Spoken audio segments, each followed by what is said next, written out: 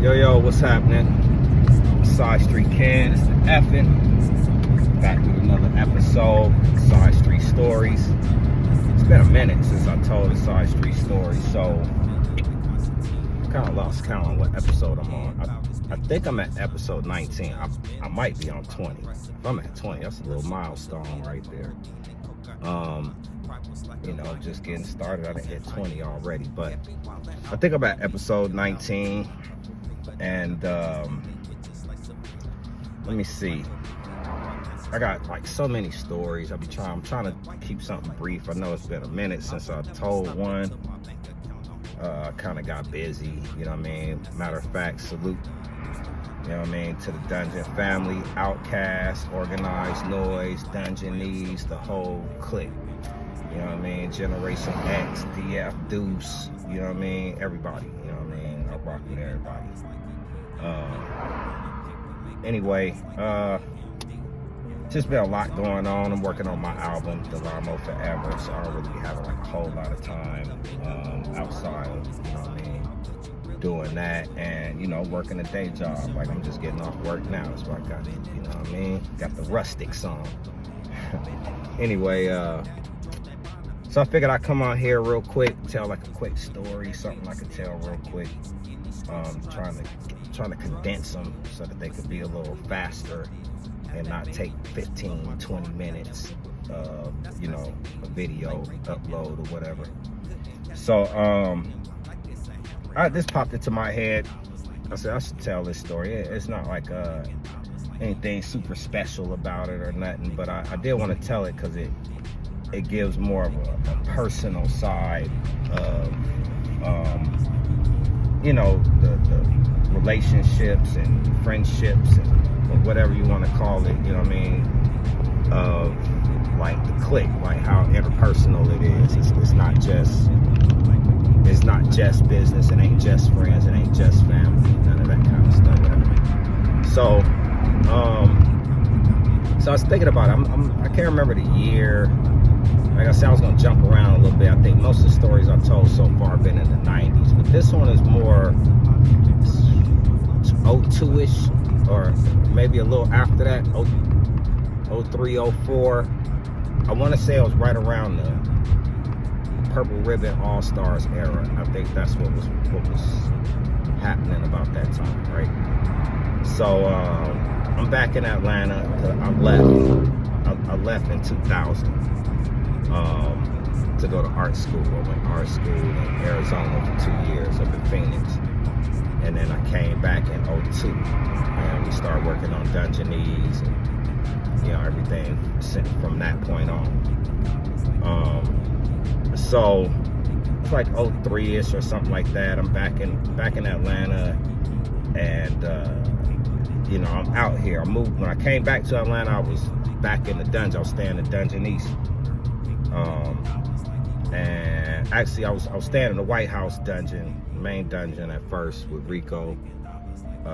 Shout out, it was a couple people there with me in the beginning. It was like, not the beginning, but at that point in time, remember Vic Damone, shout out Vic Damone was up there, and Nipsey Hussle, and a lot of people was coming through, you know what I mean? That's like when I met him, nobody had a name or nothing like that. Nipsey he might have been buzzing in LA at the time, like underground kind of vibe, but he wasn't the Nipsey Hussle that became later on yet, you know what I mean? But we was all in there grinding, Rico was like a mentor to a lot of people. So Rico Wade, you know what I mean? Rest in peace to Rico Wade.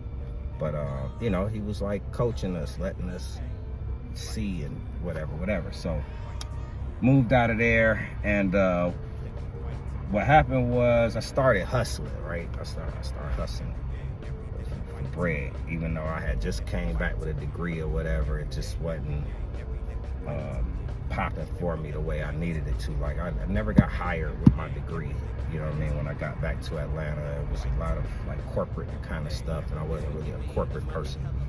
So, I'm doing what I gotta do, to make it, or whatever you want to call it, to eat. You know what I mean? Because I wasn't doing nothing big time. It was just a little bit of weed. I had, you know, I smoke weed.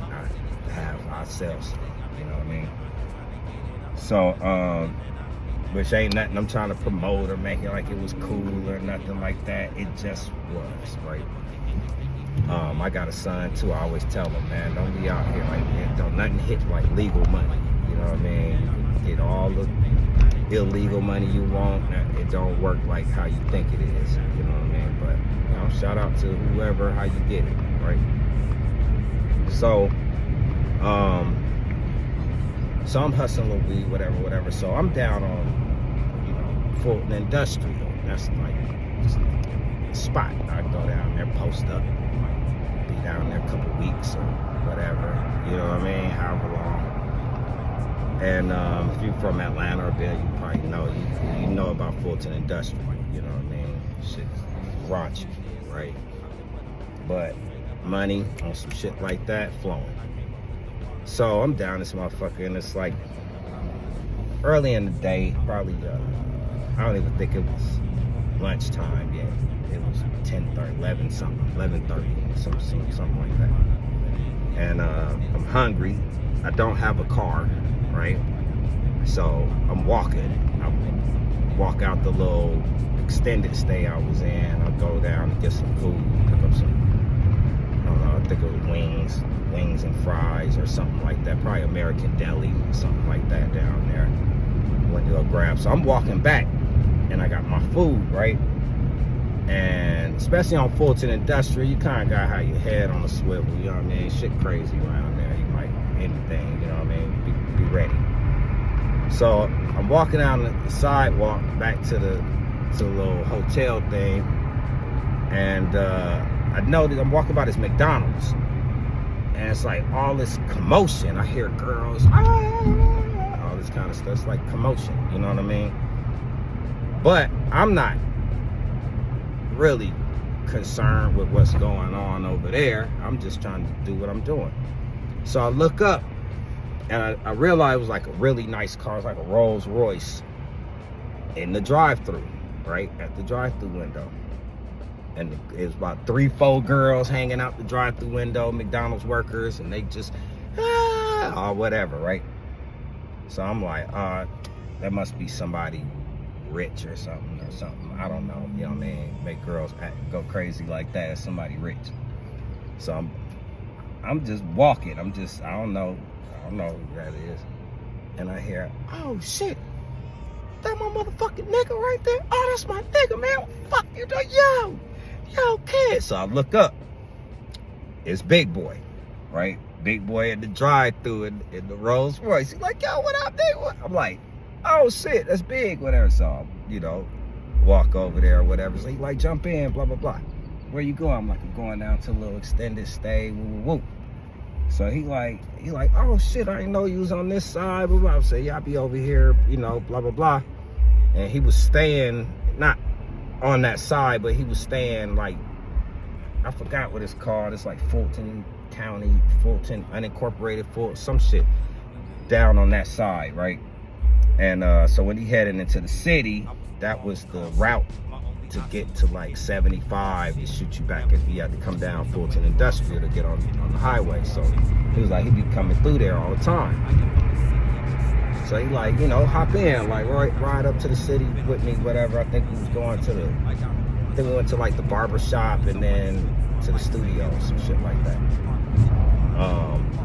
You know, I hop in, you know, we riding, playing new shit, kicking it, whatever. And it was just cool as shit, because, you know, like I said, I didn't even have a car. So when I was done with doing what I was doing, I wanted to get in the city. I had to call a ride. Uber wasn't popping in. I had to like call a ride or get on the bus or some shit, you know what I mean? So now I knew Big Boy was coming through here, would be nothing, you know what I mean, to holler. Like, yo, when you pull through, hit me, I'm gonna jump in the car with you, whatever. Like, it was cool shit. But that was like a thing though, like that when I really thought about it, cause yeah, I fuck with him or whatever, and we click and all of this kind of stuff. But I never put myself out like somebody owe me something. Don't nobody owe me shit. You know what I mean? I always wanted to earn it or whatever. Like, y'all ain't never heard my voice on like an Outkast album. It ain't that I didn't strive or something like that to be on something like that or whatever, but I wasn't big or didn't want it out of just if it didn't make sense or if they didn't feel like the shit I was doing was nice enough to be included. You know what I mean? Well, that's cool. You know what I mean? Because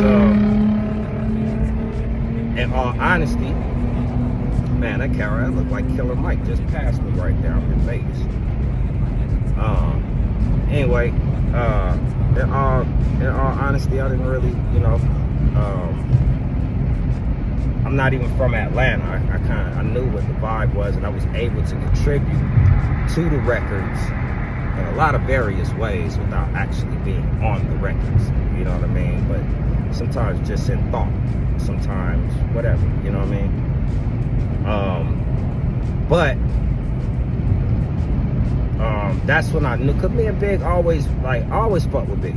Like I always fucked with him like day one. But we kind of, our personalities sometimes kind of like a little abrasive on each other. You know what I mean? So sometimes it do be feeling like I think all my first interactions with Big Boy was like also like, hey, what the fuck is wrong with this nigga? You know what I mean? Kind of shit.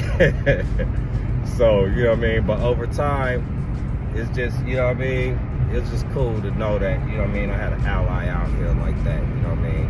And I've always rocked with Big Boy. He's always looked out for me, whether it was like just rolling with him in the club, especially when I was young and shit. I wasn't even able to get in clubs, man. Big Boy just be like, stay with me, don't stop, keep moving. Woo, woo, woo. I'm club hopping with Big. Ain't nobody messing with me, ain't nobody telling me nothing. You know what I mean? But yeah, man, I just thought about it, you know what I mean? Especially like coming off the weekend of the Rock and Roll Hall of Fame induction, you know what I mean? I was out in LA. I didn't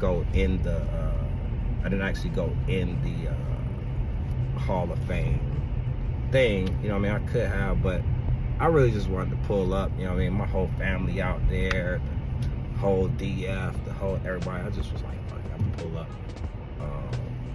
And kick it for a while. I had a great weekend, man. I enjoyed seeing everybody. Shout out everybody, man. Shout out y'all, Big Gift, Cool Joe, T-Mo, the whole goodie, just everybody, Backbone, Money Moan, the whole DF, man. Like, you know what I mean?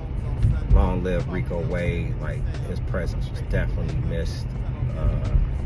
Felt like a void or something was there without Rico, you know what I mean? Shout out to Ray, you know what I mean? Everything he did for me and my family, you know, my clique that was with me, my son, everything. Like, everybody was straight. We had a great time.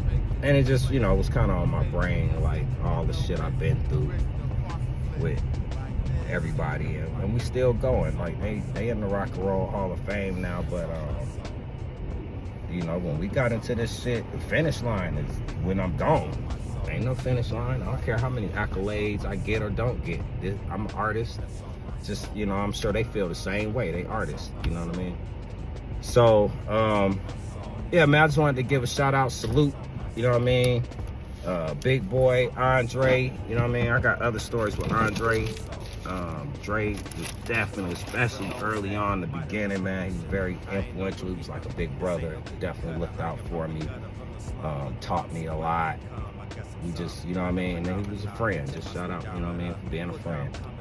All of them, you know what I mean? Even Big Boy, even just everybody. Big Rube, I don't think I mentioned Big Rube, you know what I mean? Big Rube, like brother, friend, like, you know what I mean? As y'all know, the DF is like that. Like, we, you know what I mean? If you fam, you fam. Like, it is what it is. So, yeah, I just wanted to, you know, shout out everybody. Big Boy, Dungeon family, Purple Ribbon, whoever. You know what I mean? Everybody, everybody know who's included in that. You know what I mean? SideStreet Kid, man. Y'all know I rock with you. Yeah, so, you know, hit me, check me out, tap in, hit a like, post it, reshare it, whatever, you know what I mean? But yep, be on the lookout. Galamo Forever. That's my next album. Be dropping soon. Produced by the Mystic out of Carson, California. This is very much a Carson-driven sound album. Shout out to Razcast. We was kicking it a couple weeks ago. Pull up on him again, probably another week or two, whatever. Shout out Bishop Lamont. Go check out his new project, Just Don't Die. That's just fire. We was at the listening party. Bishop, you know, showed all hospitality, love, whatever. That's another one, another real one, you know what I mean? Mike Myers. Shout out the whole Carson crew, everybody. Diction, Tukey Carter, just OP, Sales, everybody, man. We in here, man. And the Side Street Kid, Side Street Stories. It's the effing episode, probably 19, maybe not. Don't quote me on that. But yeah, and I'm out.